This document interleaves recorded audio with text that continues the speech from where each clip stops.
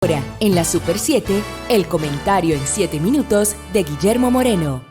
En una locución que se difundió al país el pasado domingo 22 de este mes, advertimos que el gobierno debía adoptar las medidas necesarias para evitar que de la pandemia del coronavirus pasáramos a una pandemia social motivada en el hambre, el desempleo, la crisis de los servicios, entre otros. Lamentablemente, la pandemia del coronavirus no cede y avanza la crisis social en el país. Lo sucedido en San Francisco de Macorís en esta semana es apenas una muestra del grave problema sanitario en que nos encontramos. Como ha denunciado el padre Moncho, de la diócesis de San Francisco de Macorís de la Iglesia Católica, la respuesta del ministro de Salud ante los justos requerimientos de los franco-macorizanos constituyó una falta de respeto a esta ciudad. Como bien expuso el padre Moncho, la grave crisis sanitaria que aún se mantiene en San Francisco de Macorís no se debe, como afirmó el ministro, a que la gente esté jugando vitilla, dominó y gallera. El padre Moncho le recordó al ministro de Salud que la verdadera causa está en que, cito, en San Francisco de Macorís no hay desde hace rato un sistema de salud que garantice seguridad a los pobres, pues desde mucho antes del COVID-19, nuestro hospital, con un equipo de médicos dignos y entregados, tienen que hacer de tripa corazón.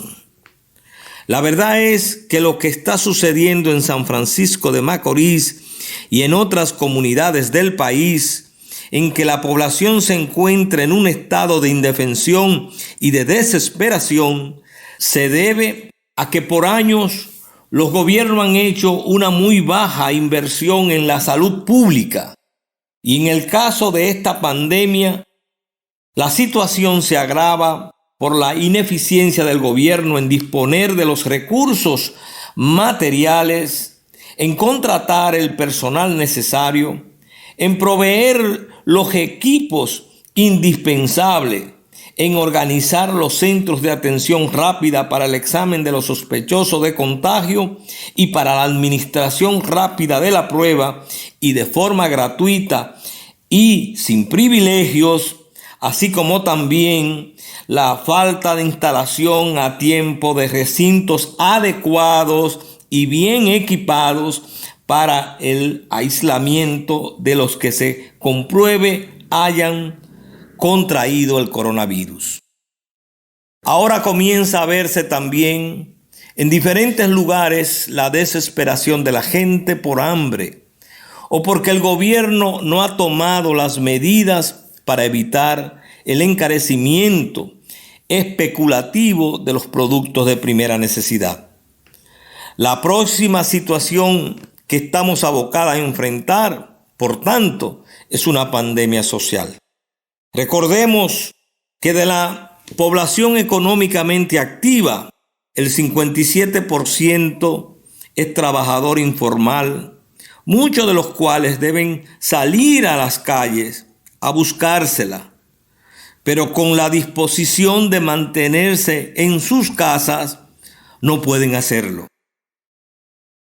El principal titular de primera página de uno de los periódicos nacionales es que cerca de 120,000 trabajadores se les han suspendido los contratos en la actual crisis, que eso significa un 5% de la fuerza laboral formal del país, y especifica además el citado periódico que más de 8,000 empresas han ejercido el derecho a la suspensión. Estamos, pues, ante un grave problema sanitario, de cierre de empresas, de millones de desempleados informales y formales, de hambre, de especulación con los alimentos de primera necesidad. Este cuadro requiere de decisiones firmes y de mucha voluntad política en el liderazgo y en los gobernantes. Desde Alianza País hemos propuesto una reestructuración profunda del presupuesto para adaptarlo a una economía de emergencia nacional que priorice el gasto público principalmente a la salud, la producción, la generación de empleos y los alimentos de la población. Pero además, que el gobierno transforme la calidad del gasto público, elimine el dispendio y el despilfarro, elimine los altos salarios de los altos funcionarios públicos, igual que elimine ese adefesio que es el barrilito y el cofrecito, y que no pague la creencia que asumió de pagarle 395.5 millones de dólares adicionales a Odebrecht, la empresa que nos desfalcó durante 14 años. Y asimismo, que declare una mora o periodo de gracia en el pago de la deuda pública. Decimos estas verdades porque es necesario hacer conciencia de la gravedad de la situación que estamos viviendo. Pero no tengo dudas que nuestro pueblo, como ha sabido hacerlo en otras oportunidades, sabrá encontrar el camino para superar estas horas de angustia y desesperación. Adelante, dominicanos. ¡Viva por siempre la República Dominicana! Ha sido el comentario en 7 minutos de Guillermo Moreno por la Super 7.